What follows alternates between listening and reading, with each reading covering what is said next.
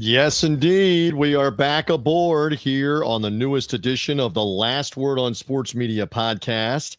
A little early evening edition here on a Tuesday as we do this live via the social media platforms, including Mike Gill's YouTube page, our Twitter X handles, and more. Good to talk some sports media with Mike, who you hear weekday afternoons in Atlantic City, the greater Philadelphia sports market, on his Sports Bash show on the ESPN station 97.3 ESPN Atlantic City. I am merely the somewhat capable co-host TJ Reeves, Tampa Bay Buccaneers radio in full swing, as well as some other endeavors for me, including this sports media pod right here. Mike Gill, good to be back with you. A lot to go over. Happy college football, my friend. To all that celebrate, it is back. It's back in full force for Labor Day weekend. We've got that. Are some audience members on YouTube TV not going to see the big game on Fox this weekend? We're going to get into that. I'm a and a YouTube lot TV more. subscriber. Have you already contacted them screaming, I cannot lose the Texas-Ohio State game? You cannot lose the MLB national game that they will have this weekend. You cannot lose your Fox News, which a lot of the seasoned citizens above the age of 65 will care greatly about not having that if they have YouTube TV, but a lot of them don't have YouTube TV. But anyway, good to be with you. How are things? Yeah, you're right. I mean, I just get ready for this fall and the equinox when the baseball, the football, the basketball, the hockey all start to merge here, and it all starts coming up. I know the hockey and the basketball aren't quite here yet, but it's getting here where everything is going to be full force in the month of October. Down where I live, this is the last weekend of the craziness. All the people are leaving after this Labor Day weekend, and we get back into some normalcy in the Jersey Shore area. It's been a little nuts on the Jersey Shore. It's always nuts in Florida in the summertime and holiday weekends in and around summer, Memorial Day, July 4th, Labor Day, etc. Who are we kidding? Florida's a tourism place. I mean, you know that. You come down here as well. And we still have the hot temperatures, etc. Anyway, thank you for finding us on the video. Thank you also to the podcast audience listening on Apple, Spreaker, Spotify. If you're hearing us only, come see the video. If you're watching us, know that we're a podcast. Mike and I chop it up on the sports media topics, the ratings, the info, newsmakers. We occasionally bring guests on as well to talk sports media with us. Why don't we begin with the return of college football and everything that's going to go on this weekend? The massive matchup of Texas, number one in the country, Arch Manning, the grandson of Archie Manning, now makes his debut with the Longhorns against the defending national champs, Ohio State. And both pre-games, the Fox Big Noon Kickoff prior to them showing the game, and even ESPN Gameday will both be in Columbus, Ohio this weekend. So, Mike, are we ready? Not just for that game, but you've got a Clemson hosting LSU. As the weekend unfolds, you've got a Notre Dame at Miami game this weekend on Sunday night. All through the weekend, huge college football on the tube and on a device everywhere. Are you ready for all this? On a device. I like how you threw that in there. Yes, the ESPN direct-to-consumer, the Fox One app, if you are using one of those streaming services. That is the one interesting thing. College football has not kind of gone the way of the professional sports. Like you've heard some, maybe one of the streamers would go out and get one of these conferences and brought it in. Yes, there are games on Peacock, but not like a full slate of games. You don't really need the streaming services if you're a college football fan. And this is really the kickoff. Thursday night, it all kind of starts. Well, last weekend you had 5 games that started off with that game in Dublin. But Thursday night, there's a couple interesting games. In fact, TJ, I was at the Military Bowl when East Carolina played North Carolina State at the Naval Academy.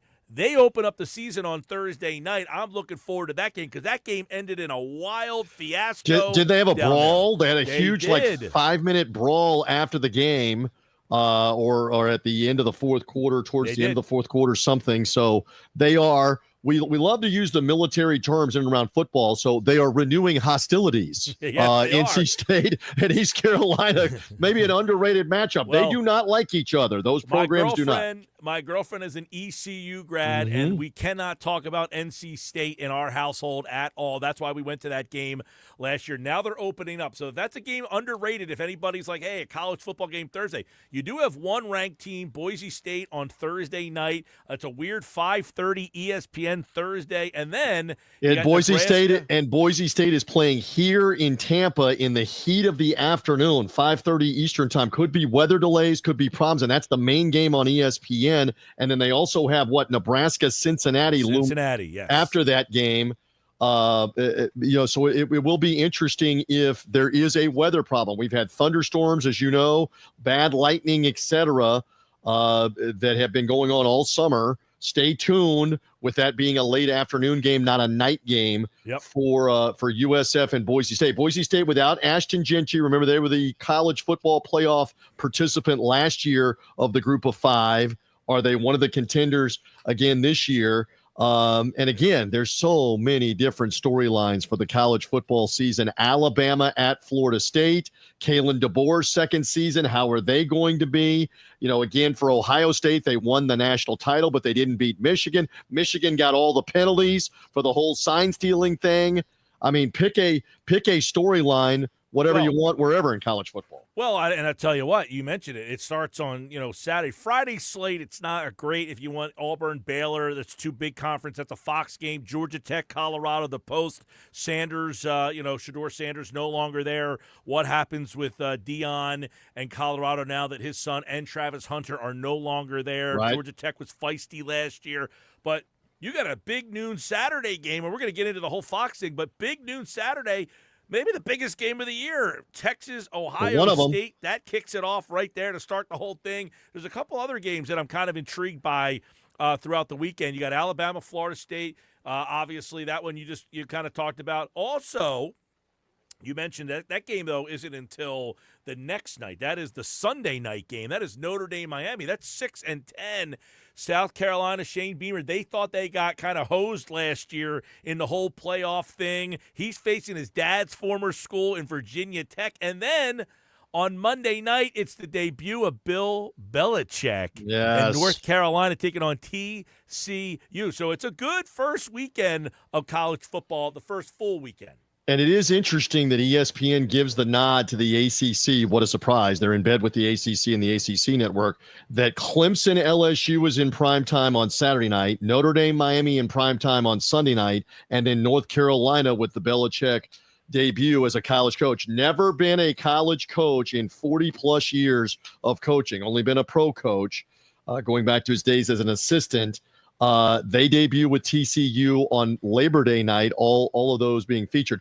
But, speaking of hostility, we got hostility already for the Big Noon Kickoff show with our buddy Rob Stone as the host, along with Matt Leinart, Mark Ingram, Urban Meyer, Brady Quinn, and now they've added Dave Portnoy of Barstool Sports, the owner, the founder of Barstool, who is a known Ohio State hater, even though he's from Boston. And so what is the truth here? Is he in fact banned from being inside the stadium when they do the final hour of the show or the final 30 minutes of the show?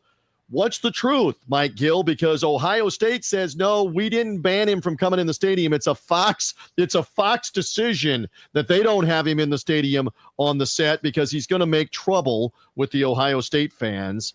What do you believe on this? Who do you believe on this? Because he's already creating controversy and attention for them. I think this is complete weak sauce by Ohio State, whoever has come up with this. I mean, look, first off, this kind of kicks off the college football season and gives Big Noon all the publicity that they've ever wanted here. So you have both pregame shows, College Gameday in Columbus, Big Noon in Columbus, and everyone's talking about Big Noon and this Portnoy thing. The fact that, is he going to be there? Is he going to be on? Who knows if they brought this up and kind of WWE did it on purpose, WWE thing. Yeah. But in this case, I mean, they have said all along he's going to be a contributor on the show. They've never said when, what part of the show. And the fascinating thing, some people have pointed this out, okay, as they go along, if in a future episode he's in the stadium on the set, then we'll know the truth about whether Ohio State was really angry and wanting to ban him or not. Apparently Ohio State was not happy with the hire to begin with initially, and now is kind of like, hey, trying to put fires out in this whole situation, but they couldn't ask for any better publicity than this whole situation. Agreed. Yeah. What is Portnoy said? I've not seen anything today. Has he confirmed or denied that Ohio State tried to ban him? Because he's not going to shut up. I mean, if that's what happened, he's going to tell the truth. He's going to say they banned me. I haven't heard him, and we got plenty of time to build up for Saturday to see what happens. And there are some that believe here that he's going to do something crazy, not just on their programming, but something crazy that calls into question his relationship with Fox, that this will somehow implode. Like, I don't know if Mike Gill has the over-under on the Travis Kelce, Taylor Swift marriage. Will that marriage, whenever they get married, will that last longer than the Barstool Portnoy marriage with Fox and the Big Noon Kickoff show? Will he stay on that show longer than Kelce and Taylor Swift stay married? What do you have for the odds on that? Which way you going? Yeah, I think it's funny because Portnoy was wondering if Taylor Swift will take Kelce's last name. That was what he was. But he did comment on this today. There was a report. Ross Dellinger said Ohio State did not issue a ban on Portnoy. They confirmed that Fox decided Portnoy would not be on the main desk of Big Noon Football, and those not on the main desk do not normally appear on the field. Those are Fox decisions, is what he said. So if you're not on the main desk there, so he's not going to be used. Was that because Fox Sports still wants access to Ryan Day and all the players when they're coming to do a game on Fox, and because they're subsequently going to do 2 or 3 more Ohio State Big Noon games? Sure, that Fox came to this decision just on their own, or because Ohio State made it clear we don't think this is a good idea right off the bat? What do you choose to believe? I don't know. I don't know, but I would say this: weak sauce by whoever. Ohio State, they said they did not issue the ban, but if you're saying because he's not, so put it this way. Many people say, hey, Portnoy is the answer to McAfee. McAfee is on the set the whole show. He is the lead character essentially on the show. Portnoy is not going to be used the whole show. He's going to be doing segments here and there. So they're saying if you're not a part of the whole show, you're not welcomed on the field, is the way I read that. Yep. And keep in mind that obviously ESPN has been grooming new people. We're going to talk about this with Lee Corso in a second. They still have Kirk Herbstreit. They still have Desmond Howard, but the interaction of McAfee and Nick Saban has kind of taken on a lot of interest right now for the ESPN Gameday show, where you would get kind of like the lively banner from Corso and Kirk Herbstreit, or Corso taking on Chris Fowler or whatever. You're getting it more from McAfee and from Saban. And I'll be curious, does Portnoy go after the Fox personalities, Matt Leinart, Brady Quinn, Mark Ingram, Urban Meyer, or not? Stay tuned. Well, the interesting thing will be between Portnoy and Urban Meyer, who obviously was at Ohio State, and if they can form something there that makes people want to switch and watch. Now, I just listened to the podcast. Kirk Herbstreit was on the Press Box pod with Brian Curtis, and he talked a lot about the relationship between him and Corso and how it started and where it's kind of morphed after, Lee had the stroke and everything. And now, obviously, I have an intern who's in here today. My intern today is 21 years old, and he's talking about my childhood. Lee Corso, I said, your childhood? I watched his first episode. Right. So his 30-year run on that show, which most of it has been with Herbstreit as one of the analysts on College Gameday. It's interesting that it comes to an end this week. They've been paying tribute to him. They're in Columbus. It's not clear how much Corso will be on the show here. He'll clearly be on for the end of the show and the picks and the goodbyes. And like Herbstreit can't get 2 sentences out about this without blubbering and tears and the whole bit. So he's going to be a mess all weekend. And that's not even the game that he and Chris Fowler are calling. He's got to get on an airplane and leave because they're doing the Clemson LSU game, I believe, for later on that night. So stay tuned on the goodbye. I saw the 7-minute tribute that they did to Lee Corso, the video tribute they did with him sitting in the darkened studio, and they're showing all the people saying goodbye. So he has clearly been the fabric of the ESPN Game Day pregame show for the better part of 4 decades, going back to the 90s and the heyday. There's no doubt. He is what Dick Vitale was to college basketball, or is to college basketball. Yeah. I say was to college basketball because Dickie V obviously was the voice of college basketball for such a long time there. I think for my generation, I don't know if the younger generation, that he is the same voice for the 20-somethings as he is for the 40-somethings. But Corso, he started that show, and if you listen to the podcast, I encourage you to go listen to the Press Box Pod this week because he told stories about how he told Herb Street, hey, this is entertainment, this is fun, this is supposed to be like this, and that he improvised, and he, the headgear and all that stuff was just kind of like, not planned. The genesis of the pencil and him holding up the pencil for the not so fast, my friend, as I hold up my pen because nobody has a pencil anymore, a leaded pencil. The genesis of that, the reason that he did that is Lee, for many years post-coaching career, was working for a pencil company in Central Florida, and he was promoting the pencils that they would make, holding up the pencil for the not so fast, my friend. So the headgear, it basically started as a goofy thing that they were going to do one time with him making the picks, and then it became synonymous with the end of the show, that the biggest game, the most important game, he would put the headgear on. And so there are some different aspects of this that have grown because of Lee Corso's involvement. So the run will end Saturday. The interesting part that Herb Street brought up was they did it for the Ohio State game, and they thought that was a one-and-done thing. Right. But what Herb Street said is they don't know if they did it the next week. He says, I don't remember if they did. Does anybody know what the second game was? That's a great question. The headgear. I don't know if they did it the next week or not. I know that they have done it hundreds and hundreds and hundreds of times and had all kinds of different instances and incidents. Remember, he dropped the F-bomb and picked up the musket or whatever and shot it off for the Oklahoma-Texas game back about 15 years ago. Well, the story that Herb Street gave on the F-bomb was it was a game between SMU and somebody else. Baylor. He said it was not a high-profile game, and he just started to go off, and he said something about red, white, and blue, and the crowd was like, I don't know where you're going, and he just stopped in mid-sentence because he realized they're not catching on, and he just said, bleep it, and then changed course right in the middle of the thing. So he said the genesis of that was because the game was just not a high-profile game, and he really didn't have a strong opinion. True story. 2003 is the only year that I worked with the University of South Florida's radio broadcast as their sideline person. I've done the Buccaneer radio broadcast sidelines in the NFL now for 21 years. USF playing Army at West Point, and that was College Game Day. That day they picked it because of the United States Military Academy. South Florida's mascot is the bull, Rocky the Bull with the bullhead, and Corso put the Rocky the Bullhead on and picked USF as the last pick on the game being played. The problem is they weren't doing the show right inside the stadium or right beside the stadium. They were doing it at a scenic part of the West Point campus. The bull mascot head never made it back to the mascot for the game. They could not find it. ESPN had an intern or somebody that lost it. It's one of the first. It's got to be one of the first where they lost the mascot head, and the student who's the Bulls mascot couldn't be the mascot because he's standing around without the hat, mascot hat over the top of his costume.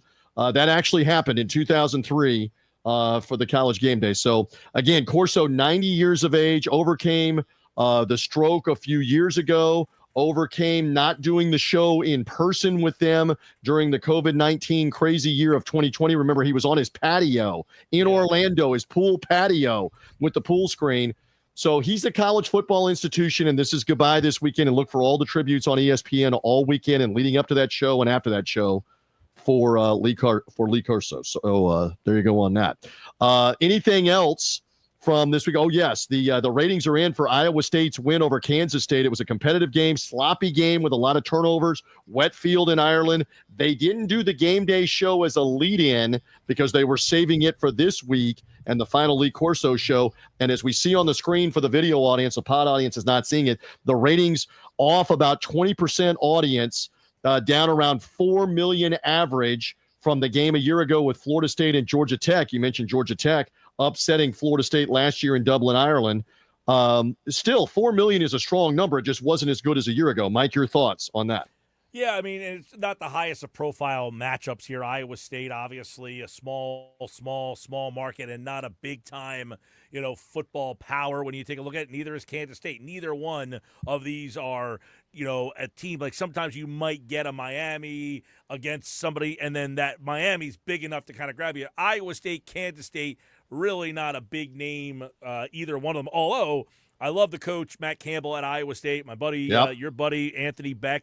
Rocco Beck is the quarterback for Iowa State. Did Rocco take the lead for the Heisman with 4 touchdowns in the game, or 3 touchdowns in the game, 1 running and 2 throwing? He's the early front runner going into week 1 for the Heisman. Go Rocco at quarterback for the Cyclones. I was going to say, with the group of teams that played on Saturday, he had to have been probably the standout. Although the kid from, what was it? Western Kentucky threw for about 400 yards on Saturday. So maybe he's a honorable mention. But look, I mean, 4 million, to give you perspective, is again more than Sunday Night Baseball. It's more than anything else almost that's on in the summertime, and the ESPN audiences will grow to 7, 8, 10 million for the primetime games, for the bigger games. College football, enormous. Absolutely enormous. And you're showing the audience, go ahead with the difference with what ESPN had in primetime Sunday night. Yeah, second largest audience of the season for baseball, Yankees, Red Sox, and yet it didn't have more viewers than Iowa State, Kansas State. 2.6 million on the average there. It peaked around 3 million, but still, New York and Boston could not beat Iowa State and Kansas State. Well, and again, this is one of the age-old arguments that in the Northeast, where you are, in New York, in Boston, in Philadelphia, those are massive pro sports markets. They're not as big college markets. Everywhere else, particularly in the South, particularly in the Midwest with the Big Ten, massive college football. And you will see that Texas-Ohio State game is easily, even though it's in the afternoon, easily at noon, is going to have 10 million people watching. Watch. It is more than double what any regular season baseball game will get this entire year. Triple what most of the baseball games will get this year. College football is king, and it's back. All right, do you want to move on? Oh, wait a minute. We made reference to this on the Last Word on Sports Media podcast. If you have YouTube TV, you may have to have an alternate way to see the big noon game, Texas and Ohio State, and that's you with your hand up. Yes, I am a YouTube TV subscriber. All right, so what we know is this. The deadline as we do this show live on Tuesday night is Wednesday, the 27th at 5 Eastern time. YouTube has vowed, and they've been running, what have they had on your screen, like a still up on the channel at times or a scroll at the bottom, that the News Corp channels, Fox Sports 1, the Fox News channel, anything they own, may be going off of YouTube TV. What have they been doing? A crawl? Or what kind of warning have they been giving you right now, if anything? I have an email. In fact, I'll share the email with you on the screen for those of you who are watching. I have an email right here from YouTube TV, and I know Fox fired off an email in response, and they're basically saying that YouTube is not negotiating in good faith. But I got an email here. Hi, Mike. In order to provide you with the best live sports, yada, yada, yada, we're committed to continue to work. Apparently, if they can't get together, you're going to get a $10 credit. Now, to which I say, listen, get the deal done with Fox and get rid of all these stupid channels. See, YouTube TV was great at the beginning. They had like 30 channels, ones that you used. It was $29.99. Well, then they went the route of cable. Right, and they just started to go get channels that nobody watches, and now they're charging you $79.99 for channels that no one's ever heard of before. And so, again, we should make mention they have time to resolve this, including if it goes off midweek before that game is played Saturday. And it was 2 years ago, and we talked about it on this podcast, on the Last Word on Sports Media podcast, that it was Charter which is Spectrum. Their deal ran out with ESPN and Disney yanked everything right before the college football big Thursday night game, Utah and Florida. The screen went dark that night if you had Spectrum cable or their streaming, etc., and it stayed dark through the weekend of the college football, the United States Open tennis. They did turn it back on. I kept predicting this, Mike Gill. They were going to turn it back on for the Monday night debut of Aaron Rodgers and the New York Jets as they were playing the Buffalo Bills. They did finally come to an agreement after about 5 or 6 days of it being off of all the Charter and Spectrum outlets of cable. So that's the most glaring example in recent where sports fans would be affected.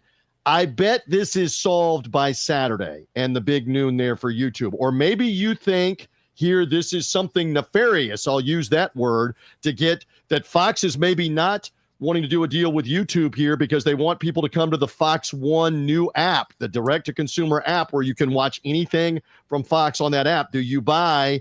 This is the beginning of some of these outlets saying, hey, we'll just push you to our direct-to-consumer. We don't need YouTube TV. Come to us. Maybe, but here's the whole, as I understand it, and I could be wrong, is that ESPN and Fox, they don't need you to sign up for that. They need you to have cable so that they can continue to get the money from the cable company, right, and YouTube TV. That's the carriage number here is ESPN gets $15 a pop for everybody who has cable. So it's as long unreal. as you have cable, they're still getting that $15. And Fox gets like a fraction of that. They get like $4 or $5, I think, is what I saw. But they're offering this Fox One streaming alternative where you can watch any Fox live channel that you want, including these games, including the baseball, all their programming. The Fox News Channel, again, is a big deal. The Fox News Channel primetime lineup averages about 3.5 million people. It kills all the other cable channels. It's some of the highest rated stuff on cable as far as cable news. And if that goes away, that's as big a deal too. Off of an outlet. So stay tuned if they get this resolved. I think you're going to be okay for the games this weekend. I think they will have it resolved. Maybe I'm wrong. Maybe Fox is starting the nuclear approach of we're going to go off these streaming services. And I have Hulu, the Disney-owned streaming service. And if Fox goes off of that in a dispute, I want to see the games. Are you kidding me? The NFL games that are coming?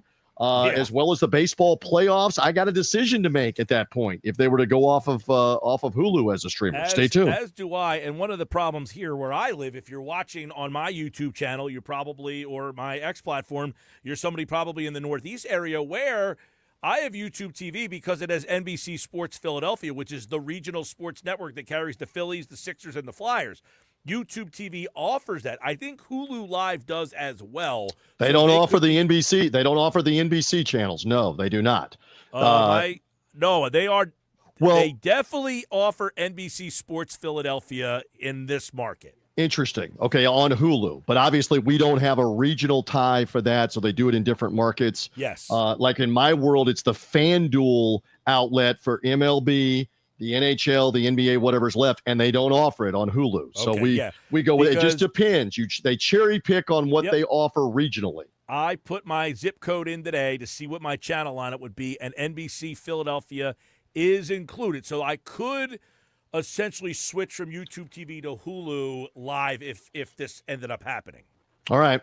Let's move on to a couple of other topics. We did talk last week about Major League Baseball and its agreements for its biggest products and biggest broadcast outside of the Fox agreement and the Turner agreement to do playoffs, etc. Okay, so it has now meted out that NBC will get the Friday and Sunday primetime games, Friday Night Baseball and Sunday Night Baseball, to air either on NBC, the USA Network, or Peacock. And they got that for reportedly the same $200 million a year. What's a few hundred million among friends, we keep saying, that Apple Plus was paying on Friday night.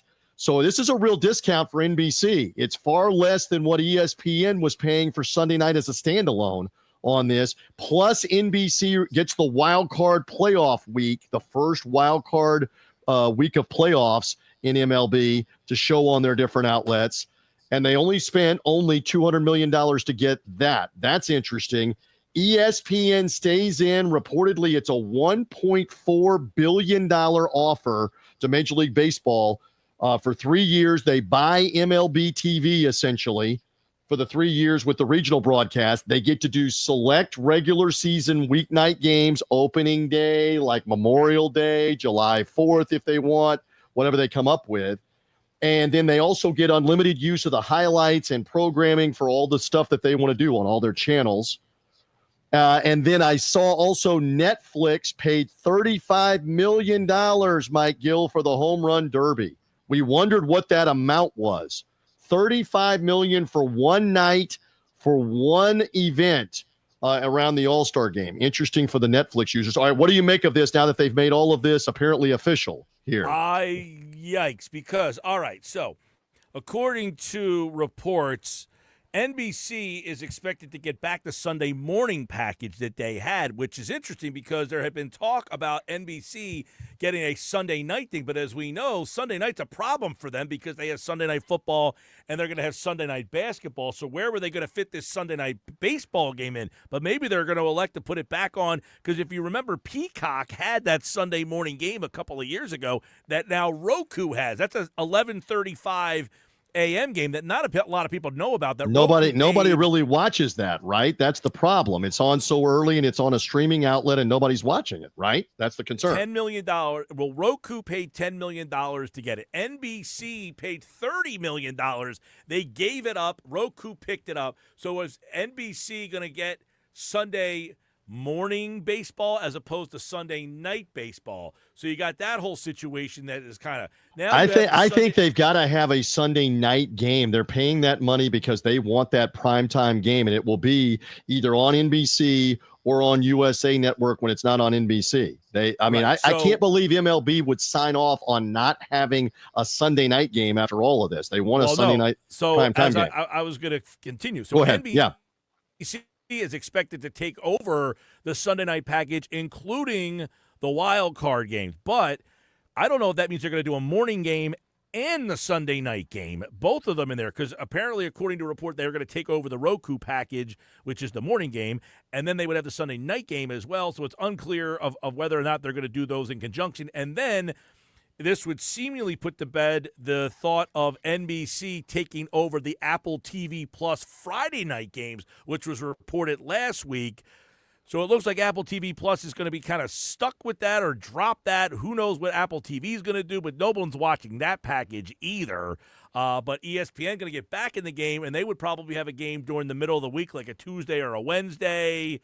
But baseball is I saw a thing that said that they're not going to have a regular game of the week. Maybe that's a change now that they paid them more money, that it was just going to be select times where they ran an occasional game on ESPN, like opening day, like Memorial Day, those kind of occasions. Stay tuned on what it ends up being for baseball. Now, as John Lewis reported over at Sports Media Watch, he says the Sunday package would give NBC kind of a makeshift doubleheader on Sundays that would have an afternoon game and then the Sunday night game after the football and basketball packages are wrapped up. All right, so stay tuned on how all this goes into effect for next year. And NBC, again, with the NBA starting up later this year, it's crazy the amount of content they have added already with the NFL and Sunday Night Football. They've expanded on the Notre Dame broadcasting for college football with now the Big Ten deal that they have. So college sports big, NASCAR big for them, Olympics big for them. So the Peacock, Comcast and the Peacock has a bunch there. All right, what else? Speaking of NBC and a win for them, huge golf audience again for the conclusion of the PGA Tour playoffs, the finale, the Tour Championship. Again, had over 4 million people on average watching. It peaked in the final half hour with Tommy Fleetwood of England, who's never won a PGA Tour event. He won the Mike Gill type salary, $10 million first prize for winning the finale on Sunday. So Fleetwood's first PGA Tour win is memorable for a couple of reasons, including the cash out. But the real story here is the golf ratings remain strong all through the year with the majors Rory McIlroy's Masters win had over 10 million people watching on CBS. Scotty Scheffler, obviously winning a bunch of these tournaments, including the British Open Championship, regularly getting 4 or 5 million to watch. They averaged over 3.5 million people on NBC's golf coverage this year. So as much as you might think golf is a niche sport, that's more than NASCAR is getting. That's more than Sunday Night Baseball is getting. That's more than a lot of other things that are on right now in the summertime. So golf hit for NBC, Mike Gill, here at the conclusion of the PGA Tour playoffs. Yeah, which is interesting because obviously the LIV and the PGA, you were wondering what was going to happen with some of these ratings, and now as the Ryder Cup is about a month away from today, we'll see if that one can eclipse these numbers, because Ryder Cup has been a massive hit the last couple of years. USA and Europe, it's being played in New York. Stay tuned. The two teams, and Fleetwood's a big part of the European team. Black. And by the way, the LIV season ended on Fox. I know not as big an audience, not as much attention. I'll be curious because their finale event went into a sudden death playoff. It bled into the 6 Eastern time hour after the NBC Golf was off the air. They had left the air with Tommy Fleetwood winning. And John Rahm and Bryson DeChambeau, two of the biggest names, and DeChambeau obviously a huge American name, were involved in the playoff for about 45 minutes. I have not seen, as we do this live on Tuesday night, the final audience number, whereas they were getting a paltry like 300,000 or 400,000. I have to believe that on Sunday night, they probably got to like 500,000, 600,000 or more, because a lot of the golf fans gravitated probably to that channel to watch the playoff and watch their finale. So the LIV season is over with. The PGA Tour season is over with. And you know why they raced to get it over with? Football, my friend. College football and the NFL. They don't want to be swallowed up by it anymore. So the golf is done. Yeah. Yeah, well, listen, as I said, I'm looking forward to see what the Ryder Cup number is, because at Bethpage, that'll add to some intrigue up here in the Northeast. Well, and remember, they play that out on Saturday afternoon while college football is going on, and then Sunday afternoon for the singles where they settle it is while the NFL is playing on Fox and on CBS, and the Ryder Cup kind of becomes the lead-in to Sunday Night Football for that week in September. So stay tuned. It's a different situation because it's like the Olympics. It's us against them kind of mentality. There always seems to be more when that's riding on it. By the way, can I just put this out there? I do watch the tennis from time to time, but I am already over all of the U.S. Open, everything, everywhere, from Disney, ESPN, ABC, my Hulu. Mike, I can't scan through any of the sports library trying to watch a live event without having 65 different U.S. Open channels from all the outer courts come up on my Hulu. I realize there are tennis fans, but it's just, I mean, ESPN goes completely maddeningly crazy over the U.S. Open tennis. It's everywhere. When I was in Portugal a couple of weeks ago, I saw my first ever clay courts. Actually, in person. Okay. Actually, I was in Prague. Okay. And they had a clay course. I had never seen a clay course. You'd never seen the red clay. Did you get out there on the red clay? No. Did you try to do one of those slides that they do where you get the dirt all over your socks and shoes? No, I didn't want orange sneakers bottoms. But the Phillies right now are playing in Flushing, right across from the U.S. Open. They made many references during the broadcast last night, which was interesting. I don't know if you saw this in the broadcast, Phillies Mets last night. There was a 20-minute delay in the game because of a parabolic microphone that was placed out in the outfield, that one of the Phillies hitters was complaining that he said there was a glare off of the mic and that was in his face that caused him to hit into a double play. So we got technology everywhere. Well, the U.S. Open had a controversy with a still photographer coming out on the court while the play was going on. And I think it's Alexander Medvedev was the guy that was playing, and he's a nut anyway. He went crazy, and they have kicked the photog out. They revoked his credential for what he was doing. So we have like media controversy there.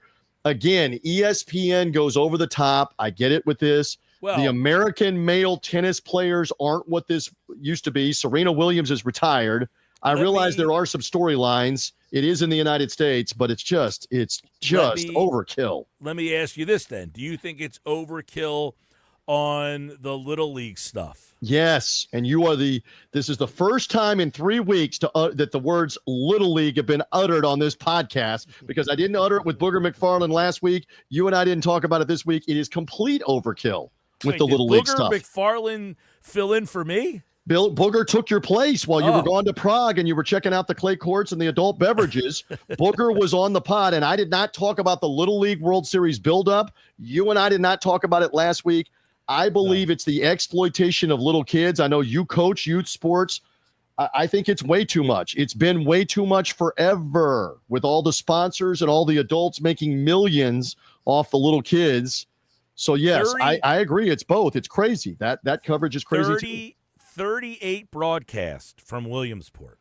And by the way, the ratings have steadily gone down, even post crazy, COVID-19 2020 year. The ratings have steadily gone down for this, where they don't get as much audience anymore. So how long is ESPN going to stay invested in showing that much of it? From my understanding, they invest about $8 million into this product. So I will say this. While I do coach and I am a proponent and I like the Little League World Series, I think that they need to update the game. The problem is they have so much invested in it that I don't know that they can update the game. But what do you mean by update the game? How? So the Little League product is a 46-60 field. The field's too small. The competitor Cal Ripken plays on a 50-70 field. Little League needs to adjust the field to the 50-70 50-foot mounds, 70 feet between bases, you're saying. Right. Okay. They need to adjust the field like Cal Ripken did to make it a better game. They don't want to do that because of the wholesomeness of Little League and the Little League tradition. Right. But the game because itself, the pitchers because your theory is the theory behind this is the pitchers dominate too much in Little League, being 4 feet closer. The pitchers dominate. It's either a home run or a strikeout, and they're not learning baseball. There's no leads. There's no pitching out of the stretch. There's no holding runners on. And then the 12-year-olds, the next year, they're going right to the big field, 60-90. But in the Cal Ripken division, you play on the 50-70 field, taking leads, pitching out of the stretch, all that stuff from the time you're 11. You play on the 46-60 field at up to 10 years old. At 11 years old, you go to the 50-70 field, and then you go to the 60-90 field. So there's a progression of 46-60, right, 50-70. Because they're going to end up playing in middle school or high school in their school competition, correct, and they're eventually going to be on a 60-90 right. or 50-60. So what I would say is to this, 90 field. Many kids are not playing rec Little League baseball. They're going to travel leagues. The travel leagues use the Cal Ripken field in terms of the distance. So I think Little League has to adjust and say, we're making that switch also. I don't like the rules in terms of the size of the field there. Now, they have other rules that I think a lot of people don't like. They have to bat every single guy. You got batting lineups with 12 and 14 kids in the lineup, and I get it. It's supposed to be. But at some point, hey, you're in the World Series here, all that stuff. Again, one of the things that I go back to, and I was ahead of the curve. I'm patting myself on the back. I talked 25 years ago about how ridiculous this was. And when the adults get involved, there's going to be cheating and cheating scandals. And we saw it with the Danny Almonte, who was like, he had a mustache and was like 18 years old pitching in the Little League. And you saw, what was it, the Chicago team that had the overage players. There's a lot of speculation and accusation that the Chinese Taipei or Taiwan team that won the Little League World Series, that they had much bigger, much older players that they were using this time around. When the adults get involved, it's big trouble with corruption and trying to win and the money and the whole bit. It's no longer youth sports. It's crazy. And I know you could go on for another 20 minutes about it. I'm right in your wheelhouse. I could. And listen, I like the event. I've been to the event. I think it's a great, to go one time and check it out. I'm all, but 38 games, doing regional games, all that stuff. I know they would, but you know what? It's even more than that, because they would show on ESPN Plus like the early rounds of these regional tournaments. No, I'm talking about like the quarterfinal on a Wednesday in August of some, San Bernardino, California, to pick a random place, has got the game, and there aren't 25 people there with the parents. Maybe there's 100 people there with the parents, 75 people there. There aren't 25 people watching unless you're family members. They aren't watching on ESPN Plus. Some poor announcer sitting there by themselves, talking to themselves, doing those early games that aren't on ESPN or ESPN2. I agree. On the literature. It's too much. It's overkill. Too much. And one of the things, they listen. I don't want to act like I'm poo-pooing this event. I think it's if they put the championship game and some of the other, but it is. Well, the only thing that used to be on was the championship game. Famously, I'm a little older than you. ABC's Wide World of Sports would show the championship game, and that was it. Yep, that was it. And then it morphed into, okay, let's show maybe the quarterfinals and the semifinals on ESPN before we get to the championship game. And now it has just proliferated. It has now become, let's show everything in late July and August leading up to this, and it's too much. To be fair, they don't have any. It's filling up their schedule. They're getting right. They don't have to play. But I still say the audience has begun to go down. The tide has turned, and the audience has begun to go down. Ratings. So will it start to shrink? For it. Will it start to shrink some in the amount of coverage if there's not as much audience? Stay tuned. I have not seen the ratings for it, so I can't really comment on the ratings. But my point is, it's got to be doing just as good, if not better, than Get Up and all these things on at that time of the day in this time of the year where there's just no sports going on. Hey, here's live sports. It's probably very minimal to produce those games. It is. It's It is, and they used to do the championship game in prime time in recent years, and I'm double checking here to see if ESPN said on Tuesday what the Sunday afternoon audience was for the Chinese Taipei win. It was Las Vegas I saw somewhere where Las Vegas, I was not watching, was the Little League it was Nevada. Representative from the United States. And I'm trying to see if they released an audience number, but I don't see an audience number anywhere. And you know what that tells you? It wasn't that good from Sunday afternoon, or they would be touting it. Anything else before we're gone here on the Last Word on Sports Media podcast, Mike Gill, for this week? We don't have any NFL. At this time next week, we'll be ramping up for your Eagles, beginning defense of the Super Bowl against the Cowboys on the Thursday night game. The now Brazil traditional game, 2 years in a row they played in Brazil with the Chiefs, and the Chargers will be Friday night, and that'll kick off the NFL weekend. We don't have that till next week. Anything else that we left out in the sports media landscape? Are we good? Real quick, the season baseball 2026, it looks like they're bringing back the Field of Dreams game, and that is going to be the Philadelphia Phillies taking on the Minnesota Twins. That was one of the highest rated games that they had when they had that game. Didn't they ran it? They had the Yankees the first time. They ran it a second time, and the audience wasn't as good. And they've only done it twice, right? So this would be like the twice because third time that they'll do it. Yes, 2021 they did it. 2022 they did it, and then they basically redeveloped that whole site. It's a new stadium now, so you're going to get a new stadium there for the for this new reincarnation of it, which Major League Baseball has not announced officially, but it was reported over the weekend that it will be Phillies Twins, and that is usually the second week of August, like that weekend there. It's a Fox game. All right, so stay tuned on all of that. Other than that, I think we're good here talking sports media. Stay tuned on Is Dave Portnoy on the set? Outside Big Noon Kickoff, is he in the stadium or not? What kind of quick? They've won already with all the attention, as we were saying earlier in the pod. Go ahead. Real quick.